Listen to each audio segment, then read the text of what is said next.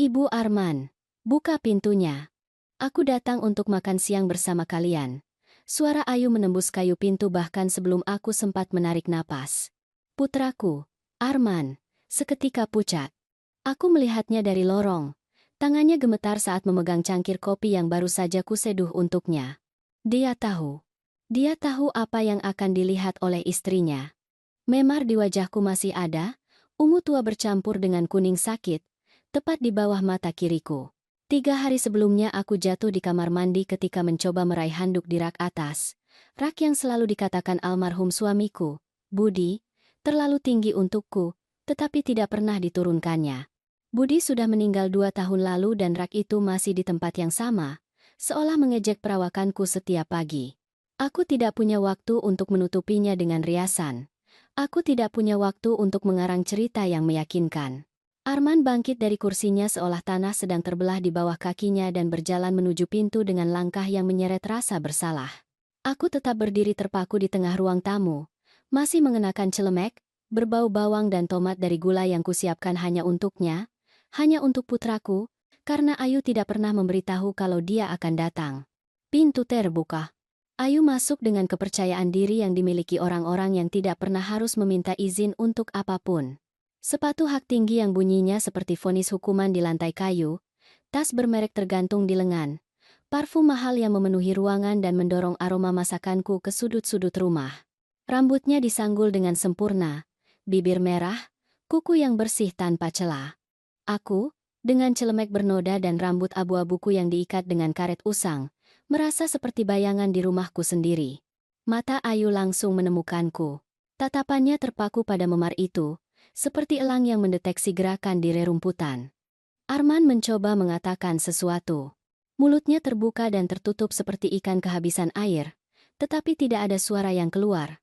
Ayu berjalan ke arahku dengan langkah terukur, terhitung, dan sesaat aku berpikir dia akan bertanya apa yang terjadi padaku, bahwa dia akan menunjukkan seulas kekhawatiran, meskipun kecil. Ibu bisa duduk. Istirahatlah sebentar. Suaranya terdengar manis, hampir seperti seorang ibu, tetapi matanya dingin seperti baja. Dia menyentuh bahuku dengan tangan lembut dan menuntunku ke sofa seolah aku adalah seorang lansia lemah yang membutuhkan bantuan untuk berjalan sejauh 3 meter. Arman masih berdiri di dekat pintu, memalingkan muka, pengecut, selalu pengecut ketika harus menghadapi istrinya.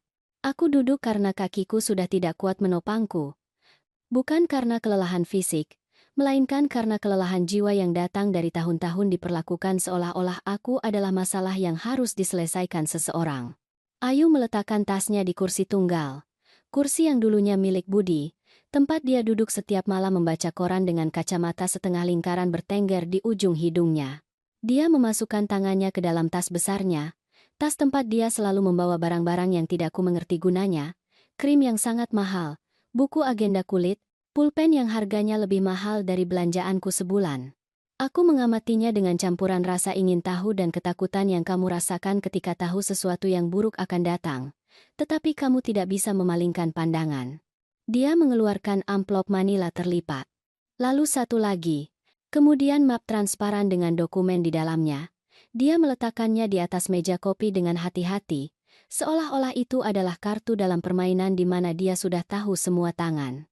Arman akhirnya bergerak, menutup pintu dan berjalan ke arah kami, tetapi dia tetap berdiri di belakang sofa, tidak berani duduk, tidak berani menatapku langsung. Siti, kita perlu membicarakan hal-hal penting. Ayu duduk di depanku, menyilangkan kaki, dan gerakan sederhana itu membuatku merasa seolah-olah aku berada di kantor, diinterogasi oleh seorang eksekutif yang memiliki semua kekuatan pengambilan keputusan atas hidupku. Dia membuka amplop pertama dan mengeluarkan foto-foto. Foto-foto rumahku, bagian luar, halaman yang tidak terawat, genteng yang pecah, cat yang mengelupas di fasad. Arman dan aku sangat khawatir tentang ibu. Khawatir. Kata itu terdengar palsu di mulutnya, seperti uang pecahan 2.000 rupiah palsu. Dia mengambil salah satu foto dan memegangnya di depanku, menunjuk retakan di dinding luar dengan kuku yang dicat merah tua dengan sempurna. Rumah ini hampir roboh, Ibu. Lihatlah. Atapnya bocor, jendela tidak bisa ditutup rapat, halamannya seperti hutan belantara. Tidak aman bagi ibu untuk tinggal di sini sendirian. Di usia ibu, dengan kondisi kesehatan ibu. Seolah-olah dia tahu sesuatu tentang kesehatanku. Seolah-olah dia pernah bertanya bagaimana aku tidur. Apakah punggungku sakit? Apakah pil darah tinggiku bekerja? Terakhir kali Ayu bertanya tentangku adalah 2 tahun lalu, di pemakaman Budi, ketika dia perlu tahu di mana dokumen asuransi jiwa disimpan. Aku tidak mengatakan apa-apa. Aku telah belajar bahwa diam terkadang adalah satu-satunya pertahanan yang kamu miliki ketika orang sudah memutuskan cerita apa yang akan mereka sampaikan tentang kamu, tidak peduli apa yang kamu katakan. Aku melihat foto-foto itu, rumahku dilihat dari mata seseorang yang hanya melihat masalah dan biaya, bukan kenangan atau sejarah. Kami telah mencari pilihan untuk ibu. Ayu mengeluarkan lebih banyak kertas dari map. Brosur mengkilap dengan foto-foto bangunan modern, taman yang terawat sempurna, orang tua yang tersenyum palsu ke kamera. Residen, panti jompo yang disamarkan sebagai komunitas untuk lansia, tempat di mana kamu dikirim ketika kamu tidak lagi berguna, ketika kamu mengganggu, ketika keluargamu sendiri memutuskan lebih nyaman membayar tempat untukmu daripada mengunjungimu di rumahmu sendiri. Arman akhirnya angkat bicara, suaranya lemah, hampir meminta maaf. Ibu, ini demi kebaikan ibu. Kami tidak bisa tenang mengetahui ibu sendirian di sini. Bagaimana jika ibu jatuh lagi dan tidak ada orang di dekat ibu untuk membantu? Jatuh lagi. Seolah jatuh adalah kebiasaan. Kebiasaan lansia yang ceroboh yang tidak bisa berdiri tegak. Aku menyentuh memar itu secara naluriah dan merasakan nyeri tumpul berdenyut di bawah jari-jariku. Aku memang jatuh. Tetapi aku bangkit sendiri. Aku mengobati diriku sendiri. Aku terus maju sendirian seperti yang telah kulakukan selama 2 tahun sejak Budi menutup mata untuk terakhir kalinya di ranjang yang kami bagi selama 43 tahun. Ayu melanjutkan seolah Arman tidak berbicara. Seolah kata-katanya hanyalah gema yang diperlukan dari apa yang sudah dia putuskan. Kami menemukan tempat yang indah. City. Ada perawat 24 jam. Kegiatan rekreasi. Ruang makan dengan menu seimbang. Ibu tidak perlu khawatir tentang apapun. Tidak perlu memasak, tidak perlu membersihkan, tidak perlu perawatan. Hanya istirahat dan menikmati. Istirahat, menikmati. Seolah hidup adalah tentang menyerah, menerima bahwa waktumu telah berlalu, dan yang tersisa hanyalah menunggu akhir di kamar yang berbau disinfektan dan makanan institusi. Aku mengambil salah satu brosur dengan tangan yang gemetar, bukan karena usia tetapi karena kemarahan yang tertahan. Residen pemandangan indah. $500 Amerika per bulan hanya untuk biaya bulanan, belum termasuk obat-obatan atau perawatan khusus. $500 Amerika yang tentu saja bukan mereka yang akan membayar. $500 Amerika yang akan keluar dari penjualan rumahku, rumah yang kubeli bersama Budi ketika Arman berusia 3 tahun. Rumah ini di mana setiap sudut menyimpan cerita, setiap noda di dinding adalah kenangan, setiap derit lantai adalah suara tahun-tahun yang telah dijalani. Dan rumahnya? Suaraku bertanya, hampir berbisik, hampir tanpa udara. Ayu tersenyum. Senyum yang menunjukkan semua gigi putih dan sempurnanya. Senyum yang tidak mencapai matanya. Tentu saja akan kami jual. Tidak masuk akal membiarkan properti ini kosong, menghabiskan pajak dan biaya layanan. Dengan hasil penjualan, kita akan membayar masa tinggal ibu di pemandangan indah selama beberapa tahun. Dan sisanya akan kita simpan untuk ketika ibu membutuhkan perawatan yang lebih khusus. Sisanya akan kita simpan. Bukan kami akan menyimpannya untukmu. Kita simpan. Mereka, seolah uang dari penjualan hidupku sudah menjadi milik mereka. Seolah aku sudah mati dan yang kurang hanyalah proses penguburan jenazah. Arman masih diam, menatap keluar jendela, kemanapun selain wajahku. Pengecut. Putraku telah menjadi pria yang membiarkan istrinya membuat semua keputusan, menggerakkan semua bidak, mendikte bagaimana ibunya sendiri harus hidup. Ayu mengeluarkan lebih banyak kertas. Dokumen hukum dengan huruf kecil dan istilah yang tidak sepenuhnya ku mengerti. Surat kuasa notaris, kata salah satunya. Pengalihan hak milik, kata yang lain. Ibu hanya perlu tanda tangan di sini, Siti, dan di sini, dan di sini. Ini hanya formalitas untuk mempercepat proses. Agar ibu tidak perlu khawatir tentang masalah hukum atau birokrasi apapun, kami yang akan mengurus semuanya. Dia mendorong pulpen mahal ke arahku. Salah satu pulpen berat yang digunakan pengacara untuk menandatangani hal-hal penting, hal-hal yang mengubah hidup, hal-hal yang tidak bisa dibatalkan. Pulpen itu diletakkan di atas dokumen, seperti ular yang menunggu saat yang tepat untuk menggigit. Aku tidak mengatakannya. Tetapi aku juga tidak mengatakan tidak. Aku hanya menatap kertas-kertas itu, tanda tangan yang menunggu untuk diselesaikan, kehidupan yang telah dirancang orang lain untukku tanpa bertanya apakah itu yang kuinginkan. Memar di wajahku berdenyut seiring detak jantungku, mengingatkanku bahwa aku tidak lagi muda, tidak lagi kuat, bahwa mungkin mereka benar dan aku keras kepala hanya karena harga diri. Ayu mencondongkan tubuh ke depan. Parfumnya menyerbu ruang pribadiku, suaranya merendah menjadi nada yang hampir berkonspirasi. Lakukan ini demi Arman, Ibu. Dia tidak bisa tidur nyenyak memikirkan ibu sendirian di sini. Beri dia ketenangan itu. Aku tahu ini sulit, tapi ini yang terbaik untuk semua orang. Untuk semua orang. Bukan untukku. Untuk mereka semua. Aku tidak menandatanganinya hari itu. Ayu menyimpan kertas-kertas itu dengan senyum tegang. Salah satu senyum yang digunakan orang ketika mereka berpura-pura sabar tetapi di dalam hati mereka mendidih karena frustrasi. Arman mencium dahiku sebelum pergi. Ciuman cepat dan dingin yang berbau rasa bersalah. Dan kemudian mereka menghilang melalui pintu, meninggalkan aroma parfum mahal mengambang di ruang tamuku sebagai pengingat bahwa mereka pernah ada di sana, menyerbu, memutuskan, merencanakan masa depanku tanpaku. Aku tetap duduk di sofa sampai cahaya hari mulai meredup di luar jendela. Aku tidak menyalakan lampu. Aku suka kegelapan. Cara bayangan menutupi perabotan tua dan dinding yang catnya terkelupas yang sangat mengganggu Ayu. Dalam kegelapan, rumahku masih indah. Dalam kegelapan, aku masih bisa mendengar tawa Budi dari dapur. Masih bisa melihat Arman kecil berlarian di lorong dengan mobil mainannya. Tetapi kegelapan tidak berlangsung selamanya. Tidak pernah.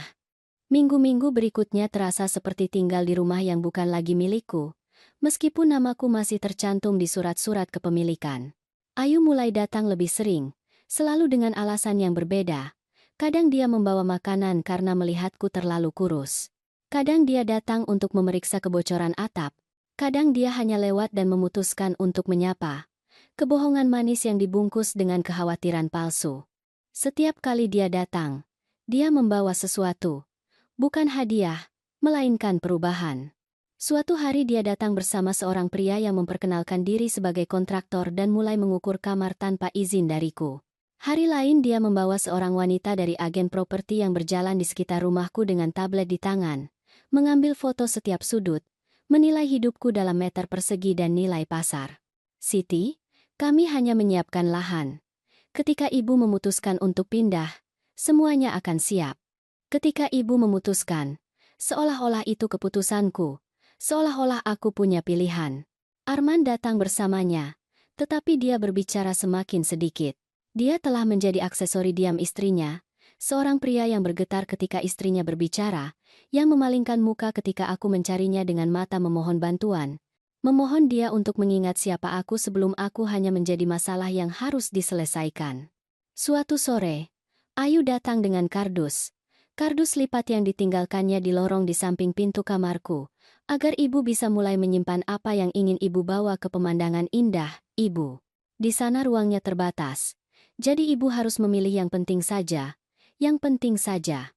Seolah-olah 43 tahun pernikahan, 35 tahun membesarkan seorang putra, 65 tahun hidup bisa direduksi menjadi apa yang muat dalam 3 kardus. Aku menatap kardus-kardus kosong itu, seolah-olah itu adalah peti mati yang menunggu untuk diisi. Malam itu aku tidak bisa tidur.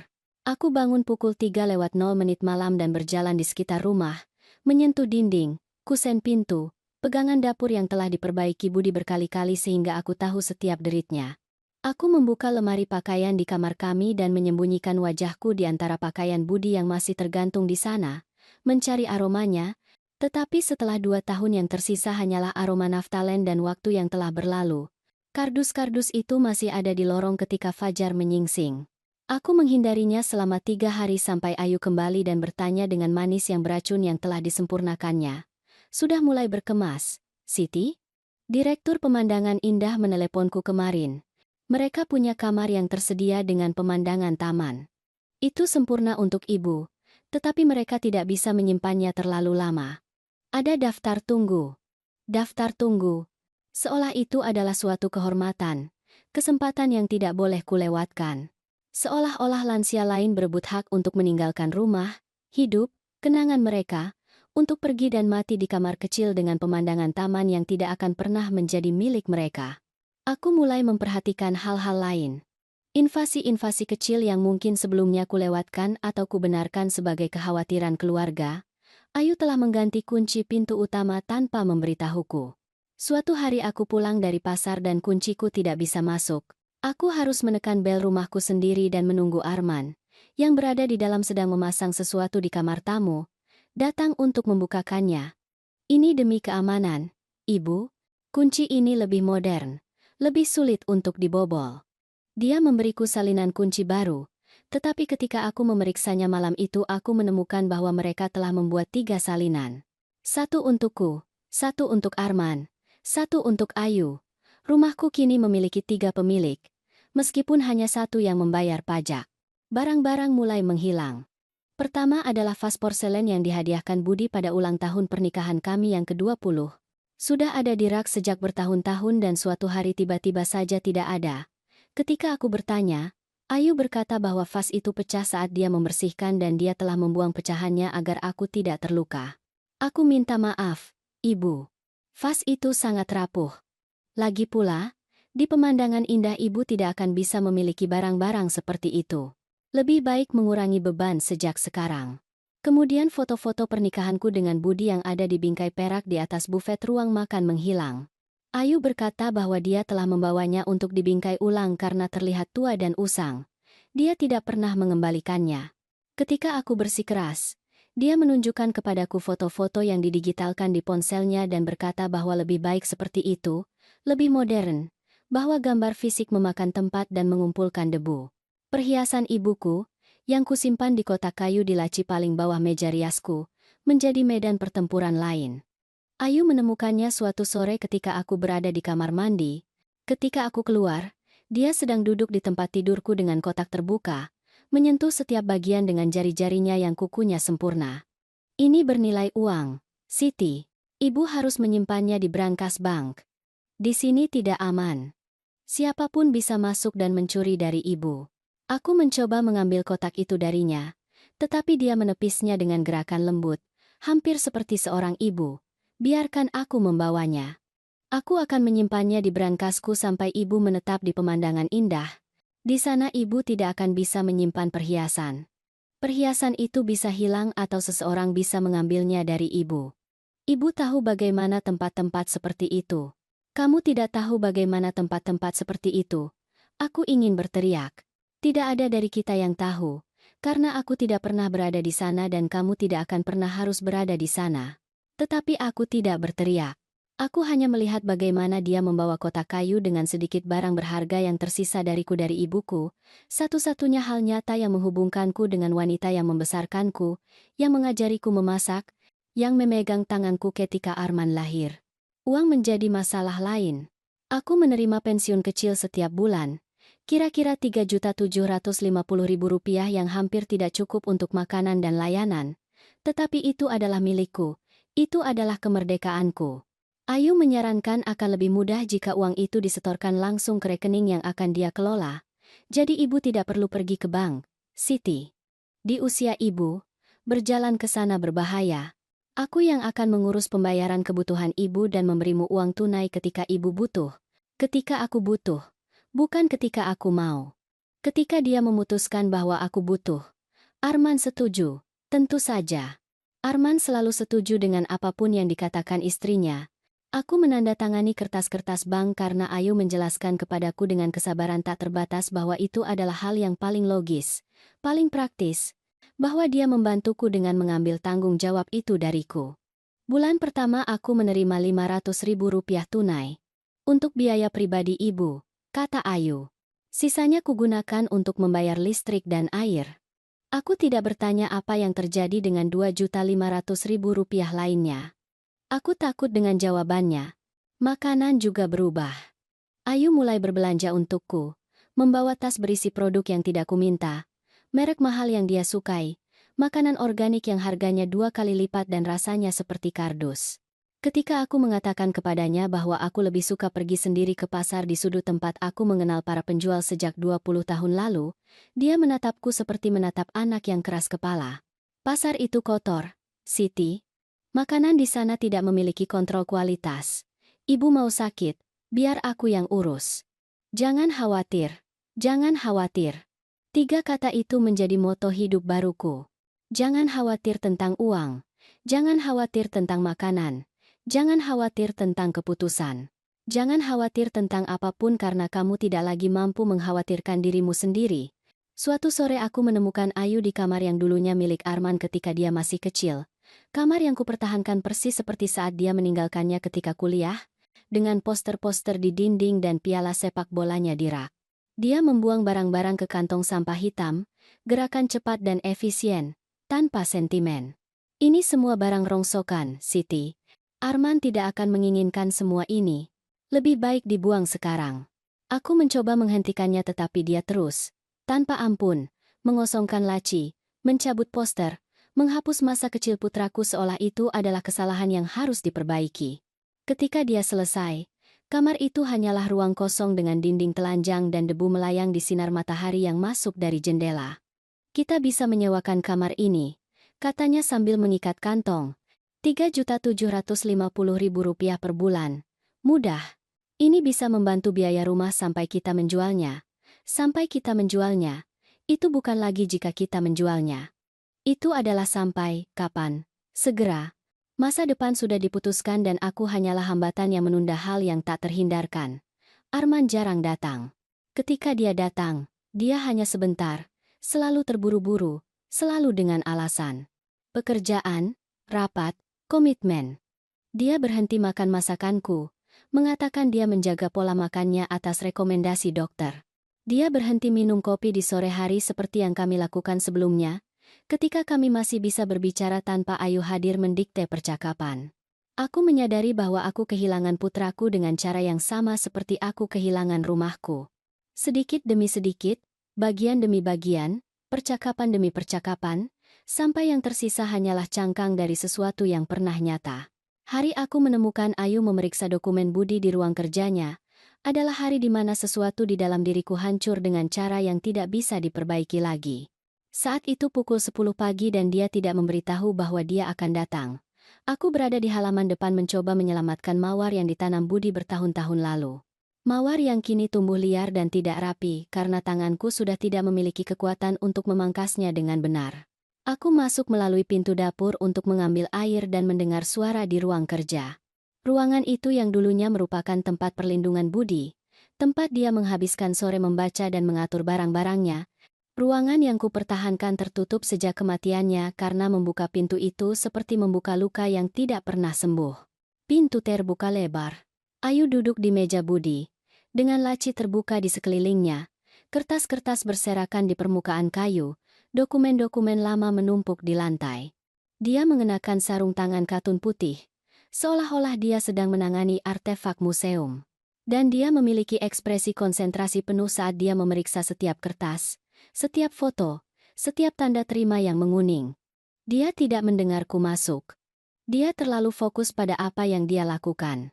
Aku mengamatinya dari ambang pintu, jantungku berdebar sangat kencang sehingga aku pikir akan keluar dari dadaku. Aku melihat bagaimana dia membuka amplop tempat Budi menyimpan surat-surat rumah, bagaimana dia membaca setiap halaman dengan mata kalkulatif yang telah menyempurnakan seni menemukan nilai dalam segala hal. Apa yang kamu lakukan? Suaraku keluar lebih keras dari yang kuinginkan. Ayu mendongak tanpa terkejut, tanpa rasa bersalah, seolah dia memiliki semua hak di dunia untuk berada di sana menyerbu ruang paling pribadi dalam hidupku. Oh, Siti, aku sedang mencari dokumen rumah. Kita perlu membereskan semuanya untuk ketika ibu memulai proses penjualan. Dia melepas sarung tangannya dengan gerakan lambat dan meletakkannya di atas meja. Dia menatapku dengan kesabaran yang berlebihan yang digunakan orang ketika mereka berbicara dengan seseorang yang mereka anggap inferior secara mental. Bagaimana kamu masuk? Aku punya kunci, Ibu. Arman memberiku salinannya. Penting bagi kami untuk bisa masuk jika ada keadaan darurat. Bagaimana jika ibu jatuh dan tidak bisa mencapai pintu? Darurat. Segala sesuatu dengannya adalah darurat, pencegahan, keamanan, alasan logis untuk membenarkan setiap invasi, setiap pelanggaran privasiku, setiap bagian otonomi yang direnggutnya dengan tangan yang dirawat dengan sempurna. Aku berjalan menuju meja. Kakiku gemetar, tetapi aku memaksa diriku untuk tetap teguh. Aku mengambil surat-surat rumah dari tangannya. Kertas itu terasa rapuh di antara jari-jariku, seolah-olah akan hancur jika aku meremasnya terlalu keras. Tidak ada yang memberimu izin untuk memeriksa barang-barang ini. Ayu menggela napas. Salah satu desahan panjang dan menderita yang digunakan ibu ketika anak-anak mereka nakal dan mereka harus bersabar. Siti, aku mengerti ini sulit untukmu. Aku mengerti. Tetapi seseorang harus mengurus hal-hal ini. Ibu tidak bisa terus hidup di masa lalu. Budi sudah tidak ada dan ibu butuh bantuan untuk mengelola semua ini. Semua ini. Hidupku direduksi menjadi tumpukan dokumen yang perlu dikelola, diatur, diarsipkan, dijual. Aku berdiri di sana memegang surat-surat itu di dadaku seolah itu adalah perisai, merasakan beban keheningan Budi, ketidakhadirannya begitu besar hingga memenuhi seluruh ruangan. Aku mau kamu pergi. Kata-kata itu keluar sebelum aku sempat memikirkannya. Ayu berkedip, benar-benar terkejut untuk pertama kalinya sejak aku mengenalnya. Maaf? Aku mau kamu keluar dari rumahku. Sekarang. Dia berdiri perlahan, merapikan roknya dengan tangan, menyusun kembali topeng ketenangan profesional yang dia gunakan sebagai baju zirah. Ibu sedang tertekan. Aku mengerti. Aku akan meninggalkan ibu sendiri agar ibu tenang dan kemudian kita bicara dengan tenang. Aku tidak mau bicara denganmu. Tidak sekarang atau nanti. Ini rumahku dan aku mau kamu pergi. Untuk sesaat aku melihat sesuatu di matanya. Itu bukan ketakutan atau rasa hormat.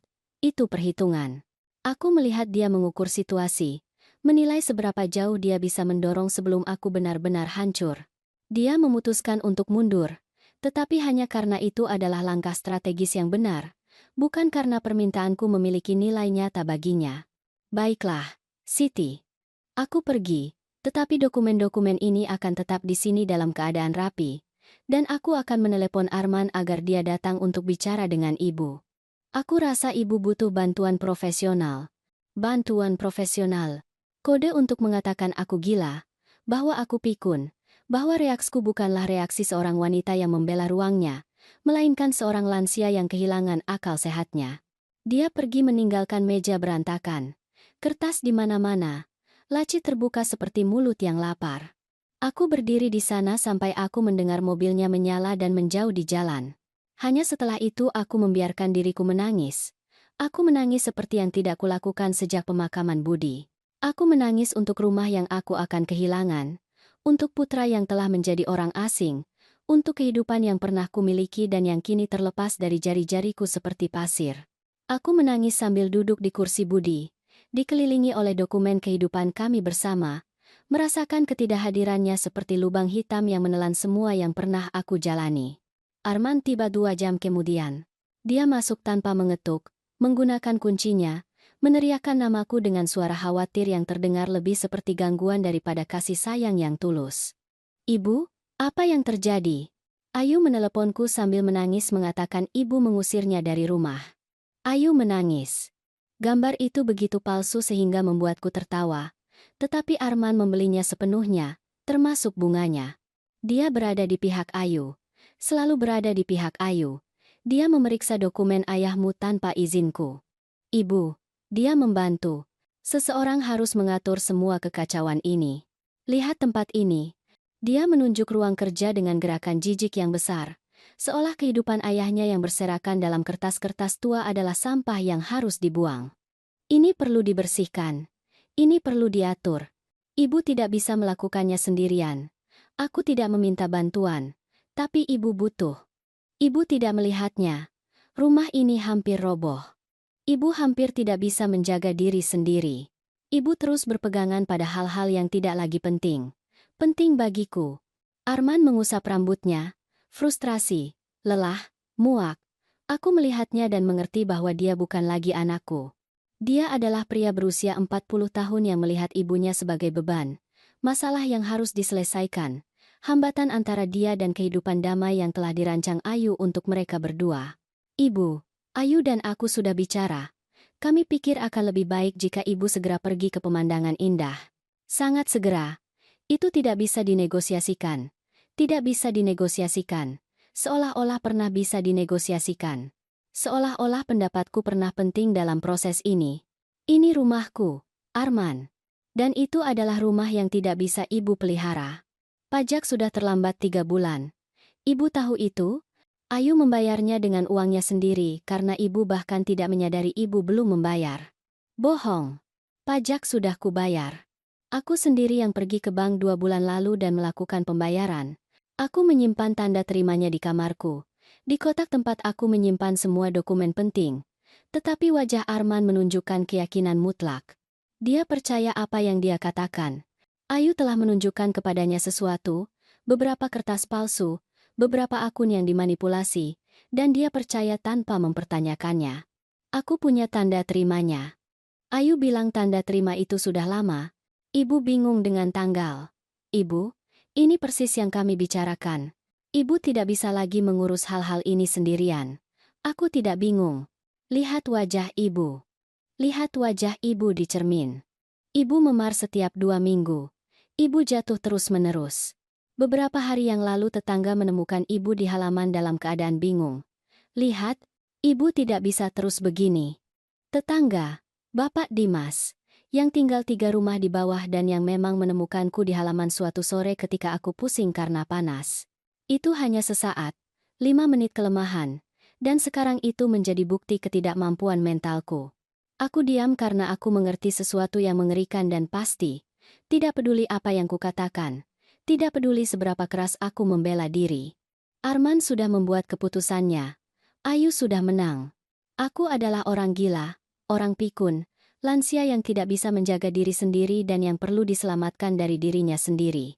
Kami sudah menandatangani kontrak dengan pemandangan indah. Ibu pindah dalam 2 minggu. Kata-kata itu jatuh seperti batu di air yang tenang. 2 minggu. 14 hari. Waktu yang tersisa bagiku di rumah tempat aku tinggal selama 30 tahun, tempat aku membesarkan putraku, tempat aku mencintai suamiku, tempat aku bahagia sebelum kebahagiaan menjadi kenangan yang kabur dan menyakitkan. Aku tidak menandatangani apapun. Kami menandatanganinya untuk ibu. Kami punya kuasa hukum. Ibu ingat ketika ibu menandatangani kertas-kertas itu 2 bulan lalu? Itu memberi kami wewenang untuk membuat keputusan tentang kesehatan dan kesejahteraan ibu. Kertas-kertas itu. Dokumen-dokumen yang didorong Ayu ke arahku suatu sore ketika aku lelah. Ketika dia bersikeras bahwa itu hanya formalitas untuk mempercepat prosedur jika terjadi keadaan darurat medis. Aku telah menandatanganinya karena aku percaya. Karena itu adalah keluargaku. Karena aku tidak pernah berpikir mereka akan menggunakan kepercayaan itu sebagai senjata melawanku. Arman mendekat dan meletakkan tangan di bahuku. Sebuah gerakan yang dimaksudkan untuk menghibur, tetapi terasa seperti beban nisan. Ini demi kebaikan ibu. Ibu? Ibu akan lihat bahwa di pemandangan indah ibu akan lebih baik. Ibu akan punya teman. Ibu akan punya kegiatan. Ibu tidak perlu khawatir tentang apapun. Ayu dan aku akan mengunjungi ibu setiap minggu. Setiap minggu, janji yang akan menguap dalam sebulan, dalam 2 bulan, sampai kunjungan akan menjadi sebulan sekali, lalu 2 bulan sekali, lalu hanya saat hari raya jika mereka punya waktu di antara semua kewajiban mereka yang lain. Dia pergi meninggalkanku di ruang kerja Budi, dikelilingi oleh sisa-sisa kehidupan kami bersama. Aku duduk di lantai, di antara kertas-kertas, dan untuk pertama kalinya sejak semua ini dimulai, aku tidak menangis. Sesuatu di dalam diriku mengeras, membeku seperti semen dingin. Rasa sakit berubah menjadi sesuatu yang berbeda, menjadi kejelasan. Aku mengerti bahwa jika aku tidak melakukan sesuatu, jika aku tidak bertindak, dalam 2 minggu aku akan berada di kamar kecil yang berbau disinfektan, makan makanan lunak kafetaria, menunggu kunjungan yang tidak akan pernah datang sementara rumahku dijual dan hidupku berubah menjadi uang di rekening bank Ayu. Malam itu aku tidak tidur. Aku tetap terjaga dalam kegelapan kamarku, mendengarkan suara rumah. Setiap derit, setiap desahan angin di jendela, setiap kenangan yang terperangkap di dinding. Dan saat aku mendengarkan, aku mulai berpikir, merencanakan, mempersiapkan diri. Keesokan paginya aku bangun sebelum fajar. Tanganku tidak lagi gemetar. Pikiranku jernih seperti yang belum pernah terjadi selama berbulan-bulan, mungkin bertahun-tahun. Ketakutan telah berubah menjadi sesuatu yang lebih berguna, lebih tajam, tekad. Aku mulai dengan yang paling jelas. Ponselku. Alat yang dihadiahkan Arman kepadaku tahun lalu, mengatakan penting bagiku untuk terhubung, agar aku bisa berkomunikasi jika terjadi keadaan darurat. Dia tidak pernah benar-benar mengajariku cara menggunakannya, hanya yang dasar. Tetapi aku telah belajar sendiri selama malam-malam tanpa tidur, menjelajahi setiap fungsi dengan kesabaran seorang pengrajin. Aku duduk di meja dapur dengan secangkir kopi yang mendingin di antara tangan dan membuka aplikasi pesan. Semua pesan antara Arman dan Ayu ada di sana. Dia tidak pernah tahu bahwa aku tahu cara mengakses informasi itu karena dia tidak pernah bertanya seberapa banyak aku mengerti teknologi. Bagi mereka, aku adalah seorang lansia yang hampir tidak bisa menyalakan televisi. Aku membaca selama 2 jam. Setiap pesan adalah tusukan. Tetapi tusukan tidak lagi membuatku mundur. Mereka membuatku lebih kuat. Aku melihat percakapan tentang penjualan rumahku dengan agen properti. Pesan di mana mereka menghitung berapa banyak uang yang akan mereka peroleh. Bagaimana mereka akan membaginya. Apa yang akan mereka lakukan dengan keuntungan. Ayu ingin merombak dapurnya. Arman ingin mengganti mobil. Aku menemukan pesan di mana mereka membahas cara mengatasiku, strategi untuk meyakinkanku, untuk menekanku, untuk membuatku menandatangani. Ayu menulis hal-hal seperti, harus terlihat seperti keputusannya atau kita tidak bisa terlalu langsung. Dia akan jadi keras kepala. Arman menjawab dengan, jangan khawatir. Dia hampir yakin atau beri dia beberapa hari lagi. Dia akan lelah melawan. Aku mengambil tangkapan layar dari setiap pesan penting. Aku tidak tahu persis untuk apa aku akan menggunakannya, tetapi aku tahu aku butuh bukti. Bukti bahwa aku tidak gila, bahwa aku tidak membayangkannya, bahwa semua ini nyata, terhitung, dan kejam. Kemudian aku pergi ke ruang kerja Budi.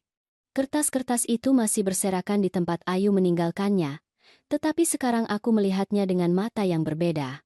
Aku mencari surat-surat rumah dan memfotonya juga. Aku mencari surat wasiat Budi, dokumen yang telah direvisi oleh seorang pengacara 6 bulan sebelum dia meninggal.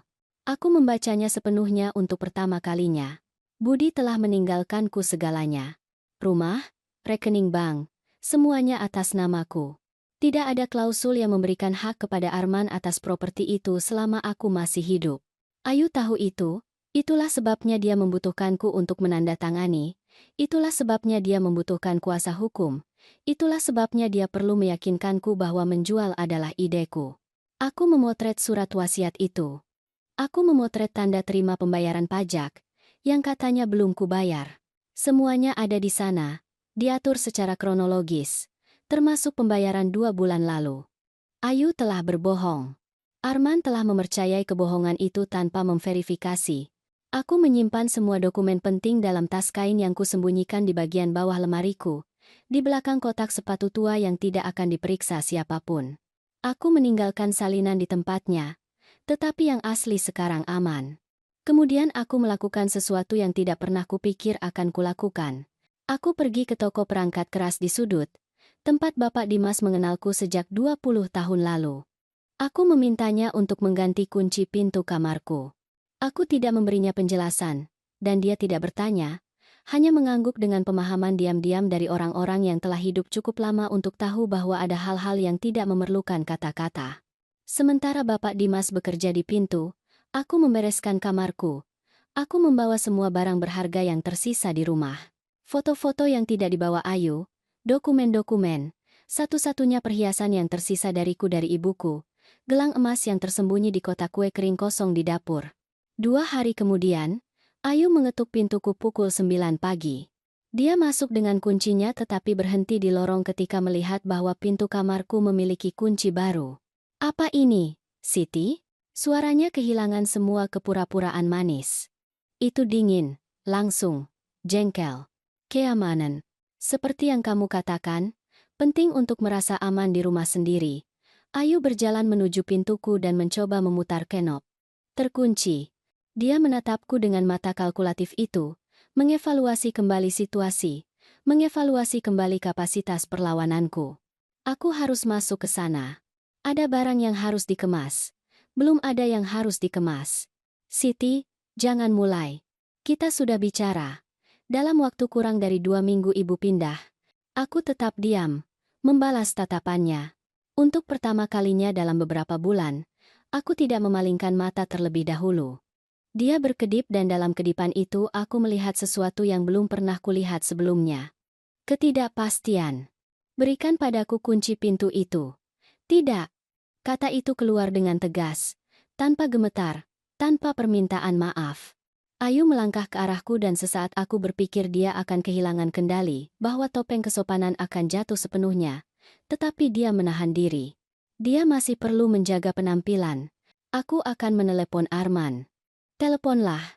Dia mengeluarkan ponselnya dan menekan nomor tanpa mengalihkan pandangan dariku. Aku mendengar nada dering 1, 2, 3 kali sampai masuk ke kotak suara. Arman sedang rapat. Dia selalu rapat ketika harus berurusan denganku. Ayu menyimpan ponselnya. Dia menarik napas dalam-dalam, menyusun kembali topengnya. Ini tidak mengubah apa-apa. Ibu tetap akan pindah. Dengan atau tanpa kerja sama ibu. Kita lihat saja. Dia pergi dengan membanting pintu yang membuat kusen jendela bergetar. Aku berdiri di lorong, menatap pintu tertutup, merasakan jantungku berdebar kencang tetapi tanpa rasa takut. Hanya kekuatan.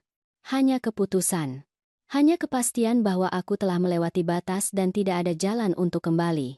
Malam itu aku tidur dengan pintu kamarku terkunci untuk pertama kalinya dalam 30 tahun, dan aku tidur nyenyak, pulas, tenang, seperti yang tidak kudapatkan sejak Budi menutup mata selamanya. Hari-hari berikutnya adalah perang diam-diam. Ayu datang setiap pagi dan setiap pagi dia disambut oleh pintu tertutup, oleh penolakanku yang tenang tetapi tegas, oleh versi diriku yang tidak dia kenal dan tidak tahu bagaimana mengatasinya. Aku bukan lagi ibu mertua yang patuh yang menyetujui segalanya, yang menandatangani apapun yang diletakkan di depannya, yang membiarkan orang lain membuat keputusan tentang hidupnya. Arman akhirnya muncul pada hari keempat.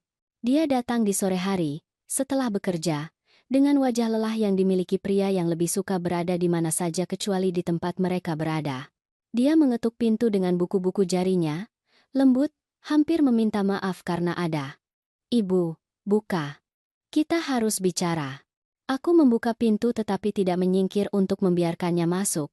Aku berdiri di ambang pintu, menempati ruang, menandai wilayah. Dia segera menyadari perubahan itu. Aku melihat kebingungan di matanya. Momen kalibrasi ulang ketika kamu menyadari bahwa aturan main telah berubah tanpa ada yang memberitahumu. Ayu bilang ibu memasang kunci di kamar ibu. Benar. Kenapa? Karena ini kamarku di rumahku dan aku bisa memasang kunci apapun yang kuinginkan. Arman menghela napas. Desahan yang aku kenal baik, yang digunakannya ketika dia masih kecil dan aku tidak memberinya izin untuk sesuatu yang dia anggap tidak adil. Ibu, ini sudah di luar kendali. Ibu mempersulit segalanya tanpa perlu. Aku tidak mempersulit apapun. Aku melindungi milikku. Melindungi dari siapa? Kami keluarga ibu. Kalau begitu bertindaklah seperti keluarga, bukan seperti burung nasar yang menunggu aku mati. Kata-kata itu keluar lebih keras dari yang kuinginkan, tetapi aku tidak menariknya kembali. Arman pucat. Untuk sesaat aku melihat rasa sakit yang tulus di wajahnya, tetapi rasa sakit itu cepat menghilang, digantikan oleh pertahanan otomatis yang diaktifkan oleh rasa bersalah ketika kamu tidak ingin diakui. Itu tidak adil. Semua yang kami lakukan adalah demi kebaikan ibu. Memeriksa dokumen ayahmu tanpa izinku demi kebaikanku? Mengambil perhiasan ibuku demi kebaikanku? Berbohong tentang pajak yang sudah kubayar demi kebaikanku? Arman membuka mulutnya, tetapi tidak ada suara yang keluar. Aku telah melucuti senjatanya. Dia tidak tahu bahwa aku tahu tentang kebohongan, tentang manipulasi, tentang pesan-pesan yang dia tukar dengan Ayu, merencanakan cara mengatasiku seolah aku adalah masalah perusahaan yang harus diselesaikan. Ibu, pajak sudah terlambat.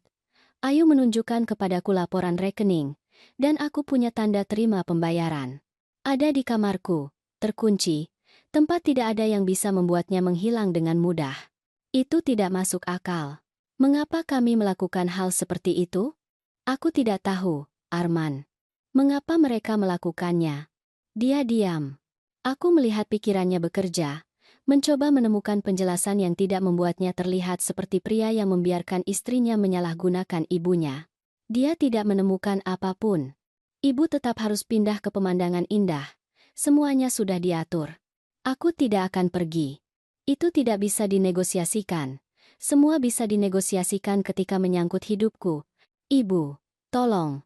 Jangan mempersulit ini lebih dari yang sudah ada. Untuk siapa ini sulit? Arman?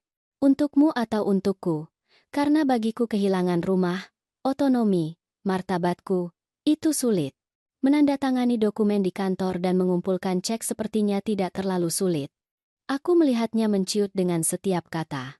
Sebagian dari diriku ingin memeluknya, memberitahunya bahwa semuanya akan baik-baik saja, melindunginya seperti yang telah kulakukan ketika dia masih kecil dan dunia tampak terlalu besar dan menakutkan baginya. Tetapi bagian dari diriku itu sudah lelah.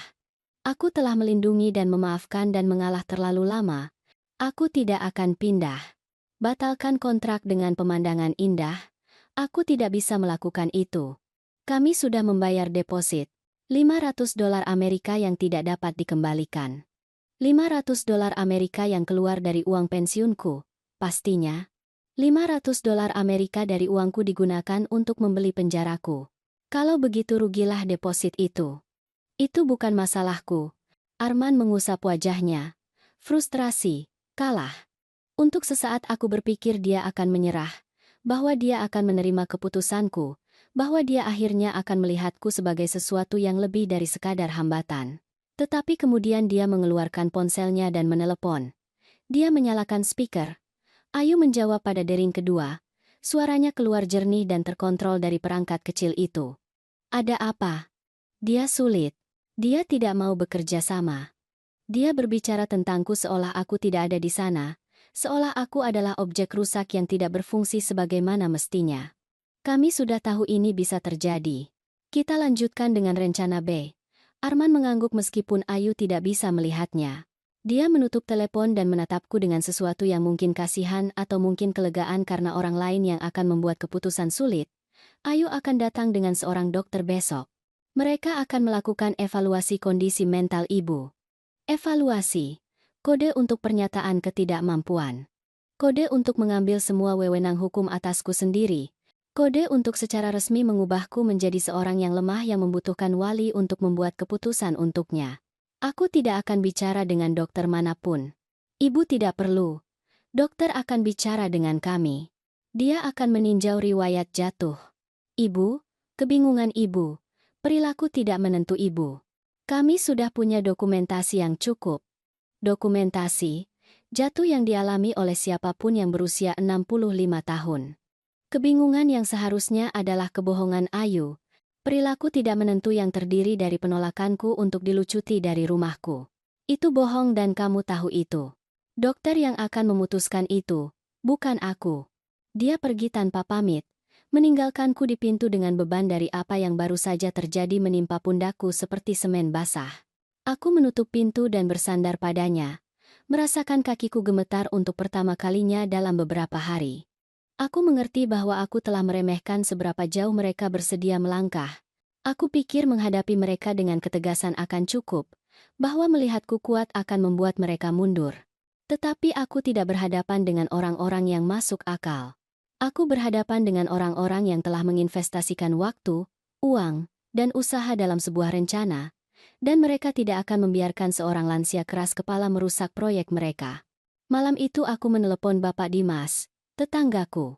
Dia menjawab dengan suara serak perokok yang dimilikinya sejak aku mengenalnya. Siti, semuanya baik-baik saja? Tidak, Dimas. Semuanya tidak baik-baik saja. Aku butuh bantuan. Aku menjelaskan situasinya kepadanya. Tidak semua detail, hanya yang diperlukan. Bahwa keluargaku mencoba memaksaku menjual rumah, bahwa mereka akan datang dengan seorang dokter, bahwa aku butuh saksi bahwa aku waras. Dimas mendengarkan dalam diam, dan ketika aku selesai, jawabannya sederhana, aku akan ada di sana besok. Aku juga menelepon satu-satunya orang yang kupikir bisa membantuku. Joko, pengacara yang telah membantu Budi dengan surat wasiat. Nomornya masih ada di buku telepon tua yang kusimpan di laci dapur. Seorang sekretaris menjawab, tetapi ketika aku menyebutkan namaku, Joko segera mengambil panggilan itu. Ibu Arman, senang mendengarnya. Ada yang bisa kubantu? Aku menceritakan semuanya kepadanya. Manipulasi, kebohongan, upaya untuk menyatakan aku tidak mampu. Aku berbicara cepat. Takut dia akan kehilangan kesabaran atau memutuskan bahwa itu terlalu banyak masalah untuk klien yang mungkin tidak bisa membayarnya banyak. Ibu punya bukti dari apa yang ibu ceritakan kepadaku. Aku punya pesan, foto dokumen, tanda terima.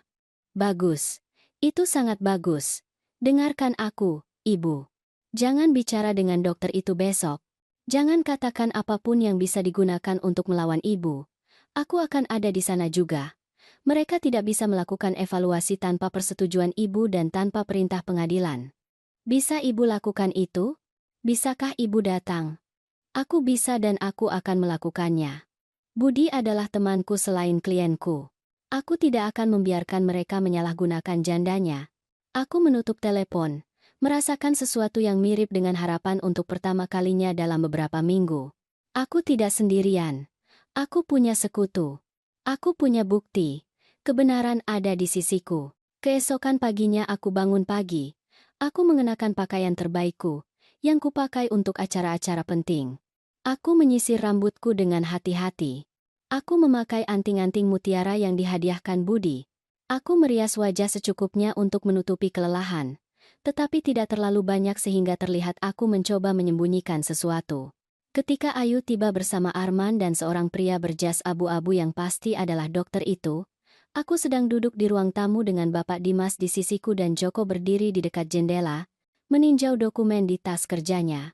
Wajah Ayu seperti puisi, terkejut, lalu perhitungan, lalu kemarahan yang hampir tidak tertahan di bawah senyum profesional. Siti, aku tidak tahu kita akan punya tamu tambahan. Joko memperkenalkan dirinya dengan otoritas tenang yang dimiliki pengacara yang baik, mengulurkan tangan ke dokter, mengabaikan Ayu sepenuhnya. Joko Pranoto, pengacara Ibu Siti. Apakah Anda profesional yang datang untuk melakukan evaluasi yang tidak sah terhadap klien saya? Dokter itu, seorang pria berusia sekitar 50 tahun dengan wajah yang tidak ingin berada di sana, menatap Ayu mencari instruksi. Aku menyewa Dr. Herman untuk mengevaluasi kemampuan mental ibu mertuaku. Ini adalah evaluasi yang diperlukan mengingat keadaannya. Keadaan apa tepatnya? Ibu Siti ada di rumahnya, sadar, berpakaian rapi, ditemani pengacara dan saksi mata. Aku tidak melihat adanya keadaan darurat yang membenarkan evaluasi paksa. Arman mencoba menyela, suaranya terdengar lemah dibandingkan dengan suara Joko. Ibuku telah mengalami beberapa episode jatuh, kebingungan. Kami khawatir. Joko mengeluarkan sebuah map dari tas kerjanya dan meletakkannya di atas meja. Aku punya riwayat medis Ibu Siti di sini, diperoleh dengan izinnya. Tidak ada diagnosis demensia, Alzheimer, atau kondisi apapun yang memengaruhi kemampuan mentalnya. Jatuh yang Anda sebutkan adalah normal untuk usianya dan tidak ada yang mengakibatkan rawat inap atau perawatan berkepanjangan. Ayu duduk di kursi Budi tanpa diundang siapapun, menyilangkan kaki, menyusun kembali strateginya saat itu juga. Kami juga memiliki kekhawatiran tentang kemampuannya mengelola keuangannya. Pajak rumah sudah terlambat. Joko tersenyum. Itu bukan senyum ramah. Pajak sudah dibayar dan lunas. Aku punya salinan bersertifikat dari semua pembayaran di sini. Anda ingin memeriksanya, Dr. Herman? Dokter itu mengangkat tangan sebagai tanda menyerah. Aku hanya datang untuk melakukan evaluasi jika pasien setuju. Jelas ini adalah masalah keluarga yang kompleks yang tidak memerlukan layananku. Dia pergi dengan cepat, melarikan diri dari situasi yang menjadi tidak nyaman dan berpotensi bermasalah baginya. Ayu melihatnya pergi dengan mata yang bisa saja menyulut api. Keheningan setelah dokter pergi begitu pekat sehingga hampir bisa disentuh. Ayu masih duduk di kursi Budi. Postur sempurnanya mulai retak di tepinya.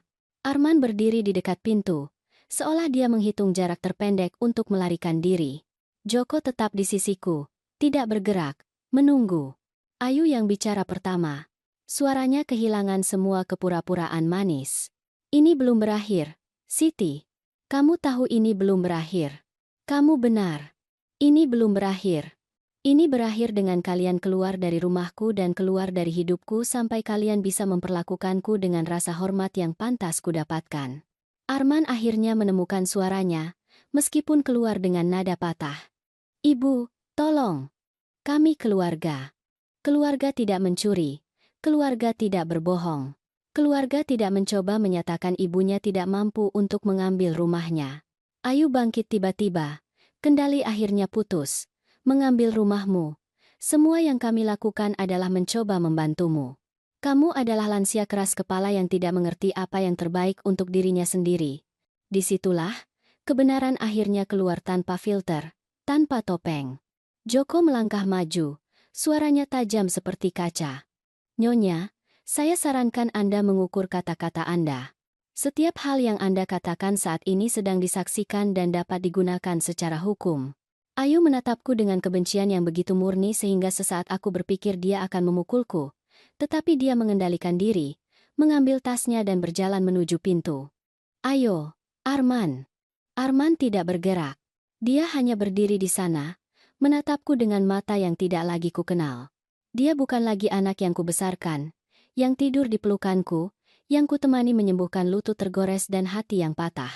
Dia adalah orang asing yang terjebak di antara dua dunia, tidak mampu memilih.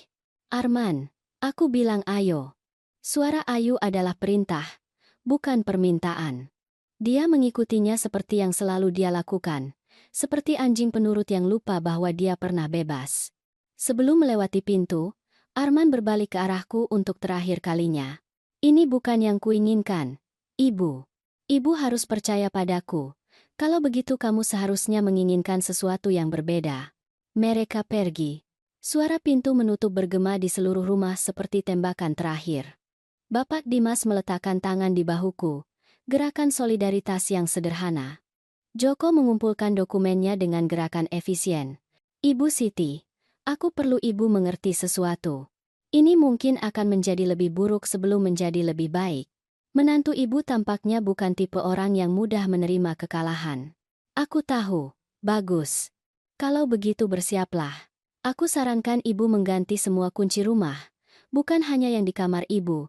Dokumentasikan setiap upaya kontak atau intimidasi, dan pertimbangkan untuk memasang kamera keamanan, jika anggaran ibu memungkinkan.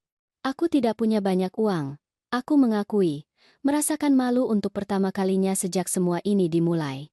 Joko menutup tas kerjanya dan menatapku dengan mata yang ramah. Budi membantuku ketika aku baru memulai karirku dan tidak mampu membayar pengacara perusahaan. Aku berutang budi padanya. Jangan khawatir tentang biaya saya sekarang. Kita akan mengkhawatirkannya ketika kita yakin rumah dan otonomi ibu terlindungi. Aku tidak tahu harus berkata apa. Kata-kata tersangkut di tenggorokanku bersama air mata yang kutahan untuk tidak jatuh di depan mereka. Bapak Dimas mengisi keheningan. Aku punya kamera keamanan lama di garasiku. Anakku memasangnya bertahun-tahun yang lalu dan kemudian membeli yang baru. Itu berfungsi dengan sempurna. Aku akan membawanya sore ini. Kedua pria itu pergi meninggalkanku sendirian di rumahku yang tiba-tiba terasa lebih besar dan lebih sunyi daripada sebelumnya. Aku duduk di sofa dan untuk pertama kalinya aku membiarkan kelelahan merasukiku sepenuhnya. Aku telah memenangkan pertempuran ini. Tetapi Joko benar. Ayu tidak akan menyerah semudah itu. Aku mengenal orang-orang seperti dia. Aku melihat mereka di sinetron, dalam cerita yang diceritakan wanita lain di pasar, dalam artikel surat kabar tentang keluarga yang hancur karena warisan dan properti. Mereka tidak akan berhenti sampai mendapatkan apa yang mereka inginkan atau sampai mereka tidak bisa lagi mencoba.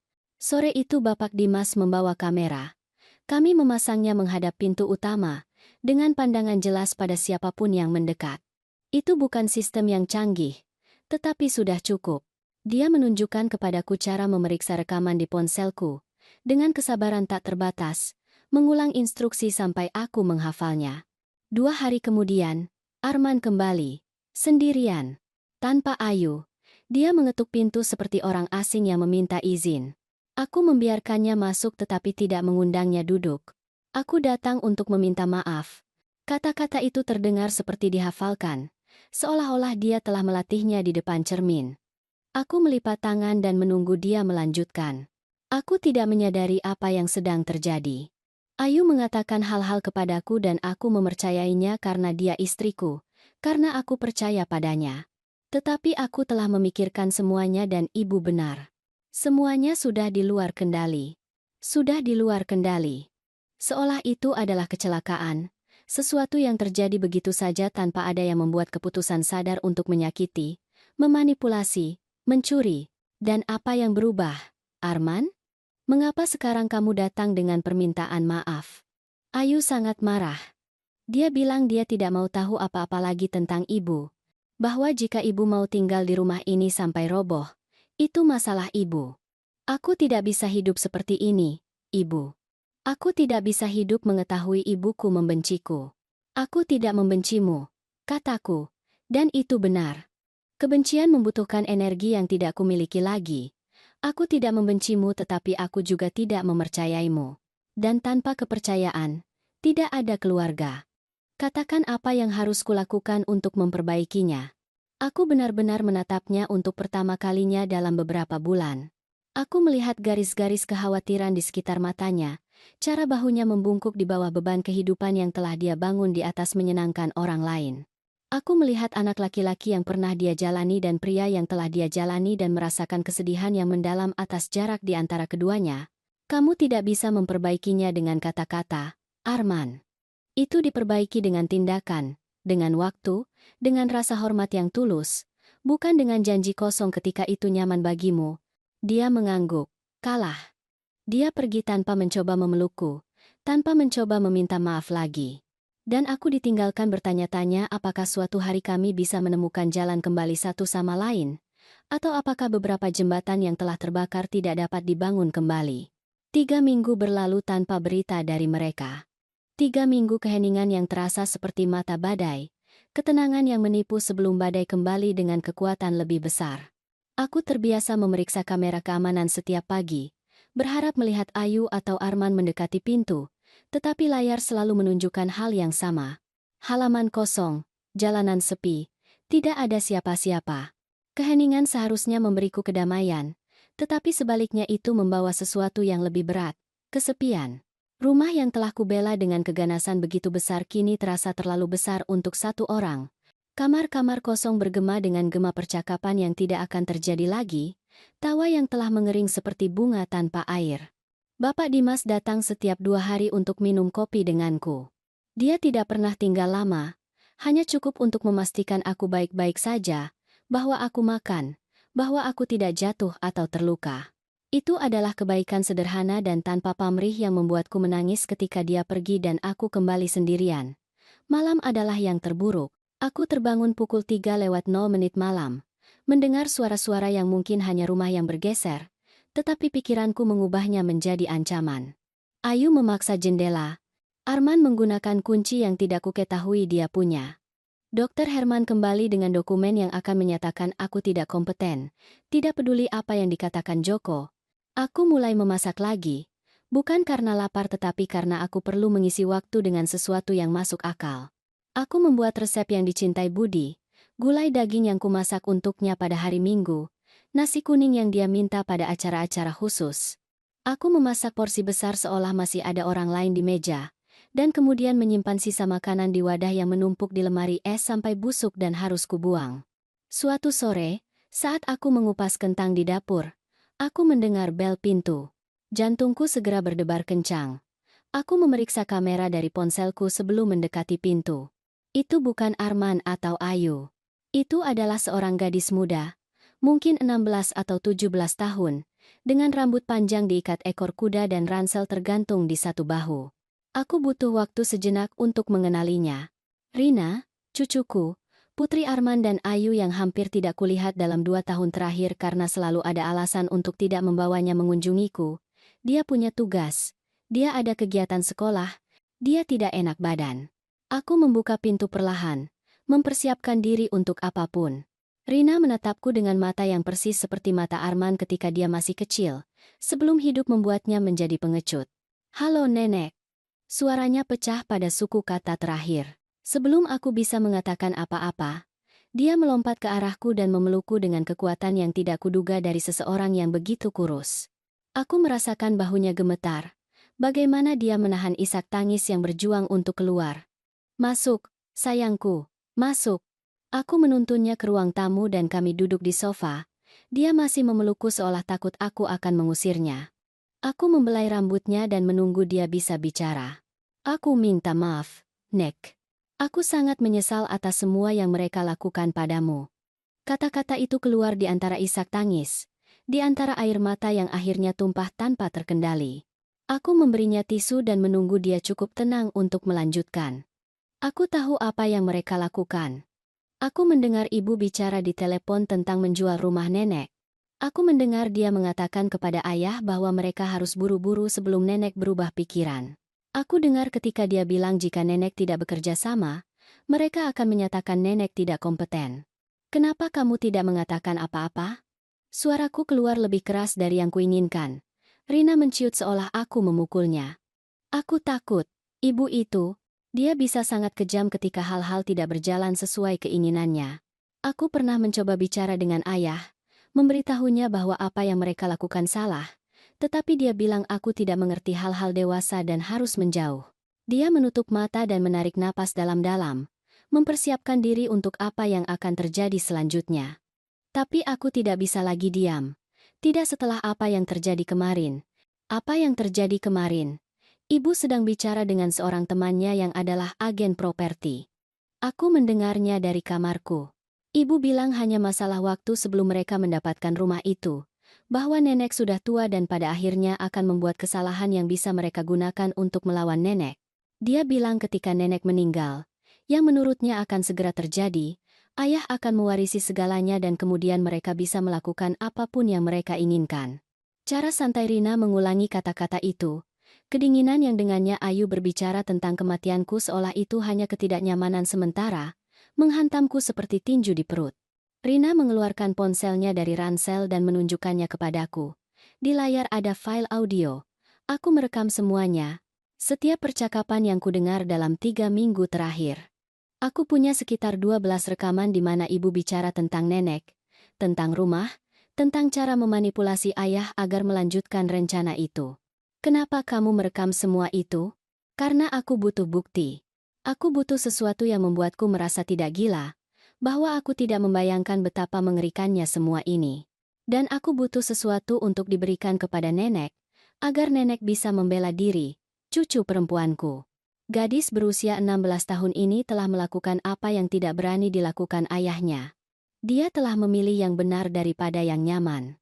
Dia telah mempertaruhkan kedamaian rumahnya untuk melindungi seseorang yang hampir tidak pernah dia temui. Ibumu tahu kamu di sini? Tidak. Dia pikir aku ada di rumah teman sedang belajar. Jika dia tahu aku datang menemuimu, akan ada perang. Air mata kembali mengalir di pipinya. Tapi aku harus datang. Aku harus mengatakan kepadamu bahwa aku minta maaf, bahwa tidak semua orang di keluarga ini seperti dia, dan aku harus memberikan ini padamu. Dia menghubungkan ponselnya ke laptopku. Laptop tua yang dihadiahkan Budi bertahun-tahun lalu dan yang hampir tidak kugunakan. Dia membantuku mentransfer semua file audio ke komputerku. Kemudian dia juga mengirimkannya melalui surat elektronik kepada Joko, menggunakan alamat yang kusimpan di ponselku. Ketika kami selesai, Rina menatapku dengan mata yang terlihat jauh lebih tua dari seharusnya di usianya. Nenek membenciku karena tidak mengatakan apa-apa sebelumnya. Aku memeluknya lagi, memeluk erat, mencoba menyampaikan kepadanya dengan gerakan itu segala sesuatu yang tidak bisa diungkapkan kata-kata. Aku tidak membencimu, sayangku. Kamu masih anak-anak. Bukan tanggung jawabmu untuk melindungiku dari orang tuamu. Tapi terima kasih. Terima kasih telah berani ketika tidak ada orang lain yang berani. Rina tinggal 1 jam lagi.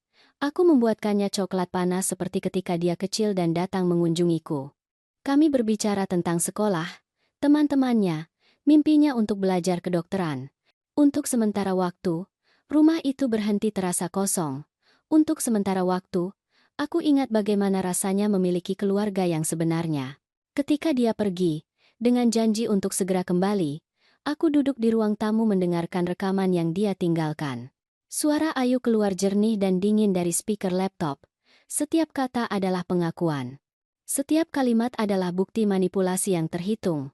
Dalam salah satu rekaman, Ayu mengatakan kepada seseorang di telepon bahwa dia telah menghubungi dokter lain yang bersedia melakukan evaluasi yang tidak menguntungkan jika dibayar cukup. Dalam rekaman lain, dia berbicara tentang meyakinkan tetangga bahwa aku kehilangan akal sehat, bahwa mereka melihatku berkeliaran di jalan dengan piyama di tengah malam. Kebohongan, semua kebohongan, tetapi diucapkan dengan keyakinan yang begitu besar sehingga siapapun bisa mempercayainya. Rekaman terakhir adalah yang paling mengganggu. Ayu berbicara dengan Arman, suaranya lembut tetapi beracun. Kamu tidak bisa terus ragu, Arman. Ibumu adalah penghalang. Selama dia hidup dan memiliki kendali atas rumah itu, kita tidak bisa maju. Kita butuh uang itu. Kita butuh sekarang. Suara Arman terdengar lelah, kalah. Aku tidak mau bicara tentang ini lagi. Dia ibuku. Dan itu adalah rumah yang bernilai 2.500.000.000 rupiah. Arman, 2.500.000.000 rupiah yang akan memungkinkan kita membayar utang, merombak rumah kita, memberikan kehidupan yang lebih baik kepada Rina. Itu tidak berarti apa-apa bagimu? Itu berarti sesuatu. Tapi dia juga ibuku. Ibumu yang bahkan tidak mengunjungimu, yang hampir tidak bicara denganmu sejak kamu menetapkan batasan yang sehat. Ibumu yang egois karena berpegangan pada rumah yang tidak bisa dia pelihara. Dia tidak egois. Itu rumahnya. Untuk saat ini, tapi tidak selamanya. Waktu ada di pihak kita. Sayangku, kita hanya perlu bersabar. Rekaman berakhir di sana. Aku menatap layar laptop yang gelap, merasakan sesuatu yang bukan kejutan karena aku sudah tahu kemampuan mereka, tetapi tetap menyakitkan. Mendengar putraku sendiri mereduksi nilaiku menjadi harga jual, mendengarnya berbicara tentangku seolah aku adalah masalah sementara yang harus diselesaikan dengan kesabaran. Itu adalah jenis rasa sakit yang berbeda. Malam itu aku menelepon Joko. Aku menceritakan tentang kunjungan Rina, tentang rekaman itu.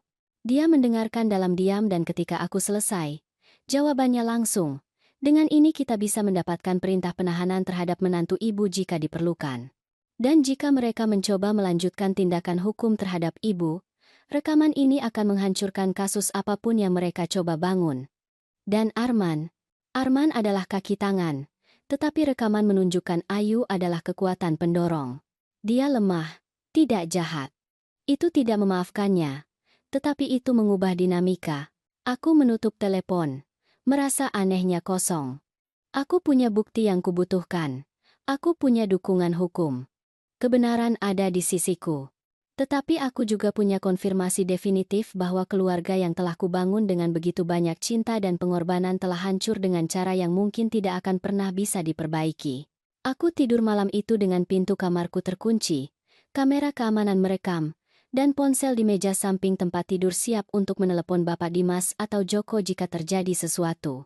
Aku tidur, tetapi itu adalah tidur yang gelisah penuh mimpi di mana Budi memberitahuku bahwa semuanya akan baik-baik saja, bahwa dia masih menjagaku dari manapun dia berada. Aku terbangun pukul 6 pagi dengan kepastian yang jelas. Aku tidak bisa terus hidup seperti ini. Aku tidak bisa terus menunggu serangan berikutnya, manipulasi berikutnya, upaya berikutnya untuk merebut apa yang menjadi milikku. Aku harus mengakhiri ini dengan cara yang definitif. Aku harus menghadapi mereka untuk terakhir kalinya, bukan dengan ketakutan atau pertahanan, melainkan dengan kebenaran lengkap dan semua konsekuensi yang menyertainya. Aku mengirim pesan kepada mereka pukul 8 pagi. Sederhana, langsung, tanpa emosi. Datang ke rumah sore ini pukul 4:00. Kalian bertiga. Kita harus bicara untuk terakhir kalinya. Arman menjawab lebih dulu. Sebuah baiklah sederhana yang terdengar pasrah bahkan melalui pesan teks. Ayu tidak menjawab, tetapi aku tahu dia akan datang. Dia tidak akan bisa menahan kesempatan untuk mencoba merebut kembali kendali untuk terakhir kalinya. Aku menghabiskan hari itu untuk mempersiapkan diri, bukan secara fisik, melainkan secara mental. Aku mandi dan mengenakan gaun yang dibelikan Budi untuk ulang tahun pernikahan terakhir kami. Gaun berwarna wine yang katanya membuatku terlihat anggun. Aku menyisir rambutku dengan hati-hati, merias wajah secukupnya. Aku ingin terlihat kuat, tidak rentan. Aku ingin mereka melihatku sebagai wanita yang aku jalani, bukan sebagai korban yang mereka coba ciptakan. Joko tiba pukul 3:00. Dia membawa tas kerjanya dan perekam digital yang diletakkannya di atas meja kopi. Bapak Dimas tiba 15 menit kemudian, duduk diam di kursi di samping jendela. Keduanya mengerti apa yang akan terjadi tanpa aku harus menjelaskannya. Tepat pukul 4:00, aku mendengar mobil Arman parkir di depan rumah. Aku melihat mereka di kamera keamanan. Arman berjalan perlahan, menyeret kakinya seperti pria yang pergi ke eksekusi. Ayu berjalan di sampingnya dengan kepala tegak, berpakaian sempurna, terkontrol dengan sempurna. Dan di antara mereka, Rina, dengan mata merah karena menangis. Aku membuka pintu sebelum mereka mengetuk. Mereka bertiga berdiri di ambang pintu melihat Joko dan Bapak Dimas. Ayu yang pertama berbicara, suaranya tajam. Aku tidak tahu ini akan menjadi pertemuan formal. Ini adalah apa yang perlu terjadi. Aku membiarkan mereka masuk. Arman menghindari tatapanku. Rina berlari ke arahku dan memelukku dengan cepat sebelum Ayu memberinya tatapan membunuh. Mereka duduk di sofa, bertiga bersama, seperti keluarga bersatu menghadapi musuh bersama. Aku duduk di depan mereka dengan Joko di sisiku. Keheningan menyebar dengan tidak nyaman sampai Joko memecahnya. Ibu Siti. Ketika ibu siap, aku menarik napas dalam-dalam dan memulai. Aku memanggil kalian ke sini agar kalian mendengarkan sesuatu. Sesuatu yang kupikir akan memperjelas setiap kebingungan tentang apa yang terjadi selama berbulan-bulan ini. Aku mengangguk ke arah Joko. Dia menekan play pada perekam. Suara Ayu memenuhi ruang tamu. Jernih dan tidak salah lagi. Kamu tidak bisa terus ragu, Arman. Ibumu adalah penghalang. Selama dia hidup dan memiliki kendali atas rumah itu, kita tidak bisa maju. Aku melihat bagaimana warna menghilang dari wajah Arman. Ayu menjadi kaku. Tangannya terkepal di pangkuannya. Rekaman berlanjut. Setiap kata jatuh seperti batu di air yang tenang. Ketika selesai, Joko menghentikan pemutaran. Aku punya 11 rekaman lagi seperti ini. Semuanya mendokumentasikan upaya manipulasi, kebohongan tentang kondisi mental Ibu Siti, dan konspirasi untuk mendapatkan propertinya dengan dalih palsu. Ayu menemukan suaranya, dingin seperti es. Rekaman itu ilegal. Mereka dibuat tanpa persetujuan. Joko tersenyum tanpa humor. Di negara bagian ini, hanya diperlukan persetujuan dari satu pihak dalam percakapan untuk merekam. Rina adalah bagian dari percakapan di rumahnya sendiri. Rekaman itu sepenuhnya legal dan dapat diterima di pengadilan. Arman akhirnya berbicara. Suaranya hanya bisikan. Ibu, aku tidak mau. Tidak mau apa, Arman? Tidak mau mencuri rumahku. Tidak mau menyatakan aku tidak mampu. Tidak mau menunggu dengan sabar sampai aku mati agar kamu bisa mengumpulkan uang? Tidak seperti itu kedengarannya. Kalau begitu katakan padaku bagaimana itu. Jelaskan kepadaku bagaimana semua ini berbeda dari apa yang kudengar di rekaman itu. Dia tidak bisa. Dia tetap diam, menatap tangannya seolah dia akan menemukan jawaban yang tidak ada di sana. Ayu tidak bergeming.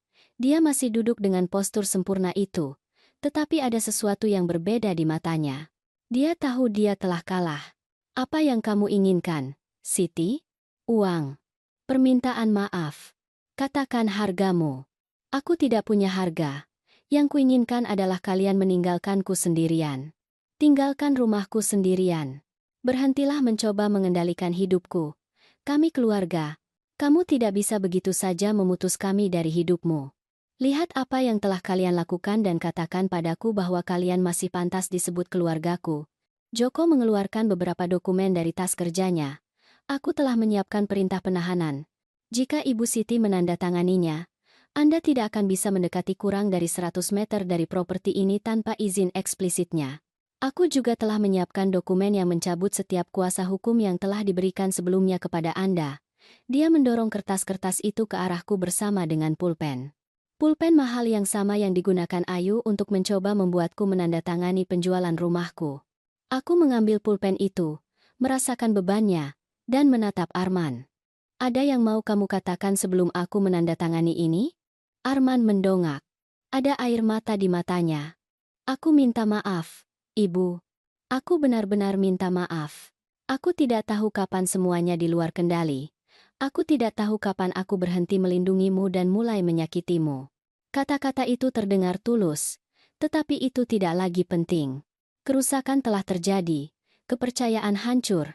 Permintaan maaf tidak membangun kembali apa yang telah hancur begitu dalam. Aku menandatangani dokumen dengan tangan mantap.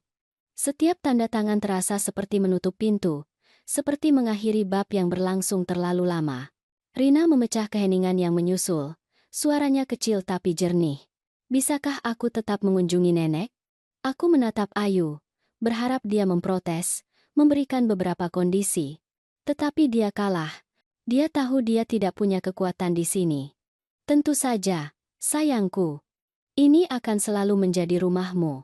Ayu bangkit tiba-tiba. Ayo pergi. Kita tidak punya urusan lagi di sini. Arman bangkit perlahan, seperti pria yang berjalan dalam mimpi. Dia berhenti di depanku, membuka mulutnya untuk mengatakan sesuatu, tetapi kata-kata itu tidak keluar. Dia hanya mengangguk, gerakan kecil dan patah, dan pergi di belakang istrinya. Rina memelukku erat sebelum pergi. Aku mencintaimu, Nek. Aku akan segera kembali. Aku janji. Aku melihat mereka pergi dari jendela. Mobil Arman menjauh di jalan sampai menghilang. Joko dan Bapak Dimas tinggal sebentar lagi, memastikan aku baik-baik saja, bahwa aku tidak menyesali apa yang baru saja kulakukan. Aku tidak menyesal, kataku, dan itu benar. Ketika mereka akhirnya pergi dan aku ditinggalkan sendirian di rumah, keheningan terasa berbeda. Itu bukan keheningan kesepian yang berat, melainkan sesuatu yang lebih ringan, kedamaian. Untuk pertama kalinya dalam beberapa bulan, aku merasakan kedamaian yang nyata. Aku berjalan melalui setiap kamar rumah, menyentuh dinding, perabotan, foto-foto yang masih tergantung di tempatnya. Ini adalah rumahku, milikku, dan tidak ada yang akan mengambilnya dariku. Hari-hari pertama setelah konfrontasi terasa aneh. Aku bangun mengharapkan mendengar bel pintu, mengharapkan melihat mobil Arman di jalan, mengharapkan upaya Ayu untuk merebut kembali apa yang dia yakini miliknya. Tetapi tidak ada yang terjadi.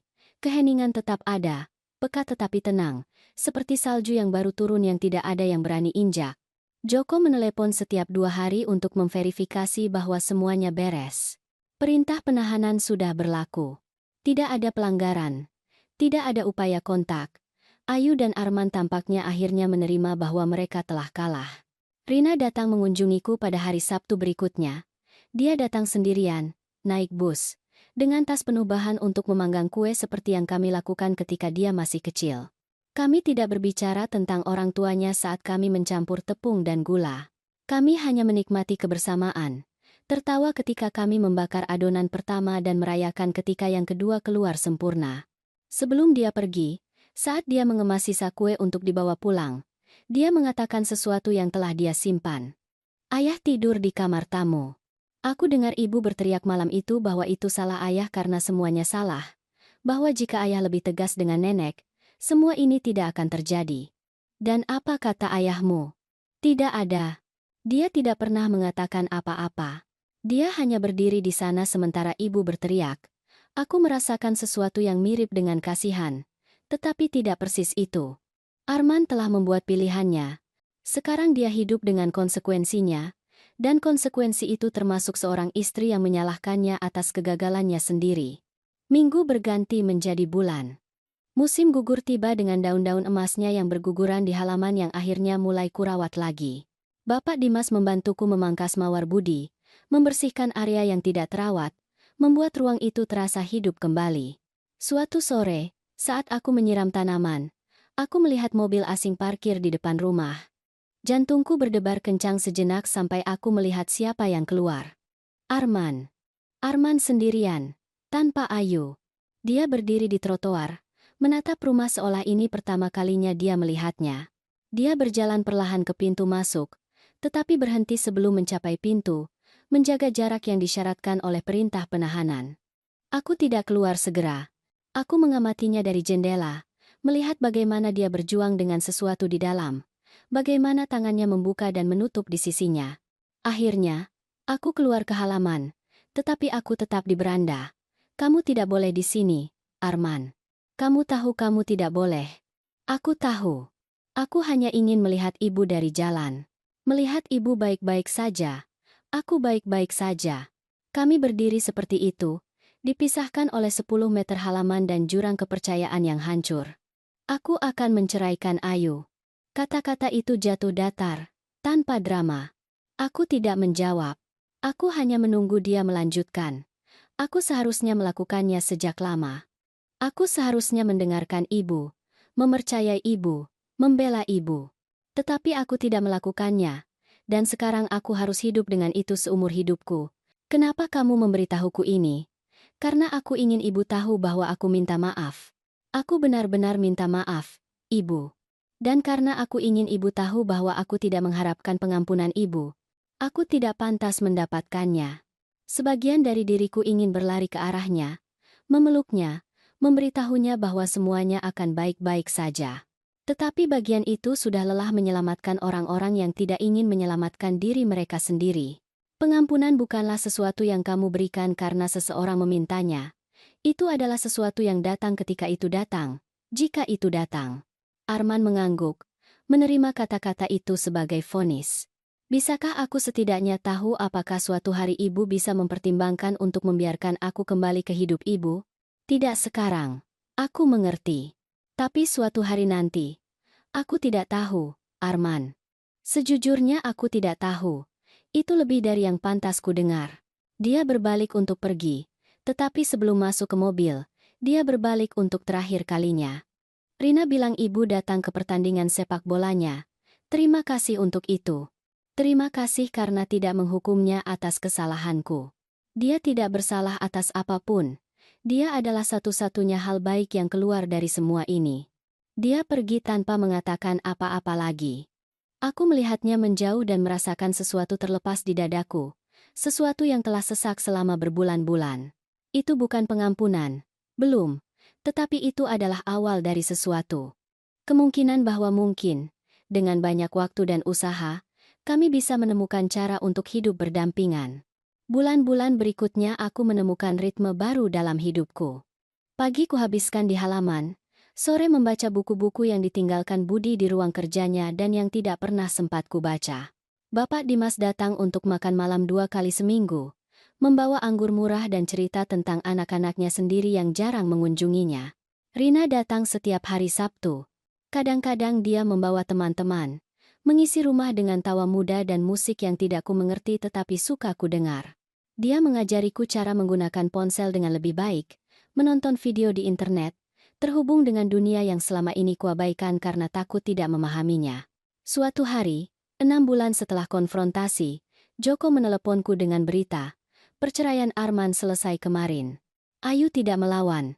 Dia mengambil apa yang dia bisa dan pergi. Aku pikir ibu ingin tahu. Dan Arman? Dia tinggal di apartemen kecil dekat tempat kerja. Rina menghabiskan akhir pekan dengannya. Menurutnya, dia mencoba membangun kembali hubungannya dengan putrinya. Aku senang untuk Rina. Dia pantas mendapatkan ayahnya hadir. Meskipun itu adalah versi yang terlambat dan patah dari apa yang seharusnya dia dapatkan selalu. Musim semi tiba dan bersamanya datang bunga-bunga baru di halaman. Mawar Budi mekar lebih indah dari sebelumnya. Seolah-olah mereka telah menunggu momen kedamaian ini untuk menunjukkan keindahan sejati mereka. Suatu sore, saat aku memotong mawar untuk dimasukkan ke dalam vas, aku mendengar langkah kaki di belakangku. Aku berbalik berharap melihat Bapak Dimas atau Rina. Itu Arman. Dia berhenti pada jarak yang sesuai, menghormati batasan yang telah kutetapkan. Joko bilang aku boleh datang jika aku menjaga jarak. Aku hanya ingin membawakan ini untuk ibu. Dia mengulurkan amplop. Aku mengambilnya tanpa mendekat terlalu dekat. Di dalamnya ada cek senilai 125 juta rupiah. Ini semua uang yang diambil Ayu dari pensiun ibu selama bulan-bulan itu.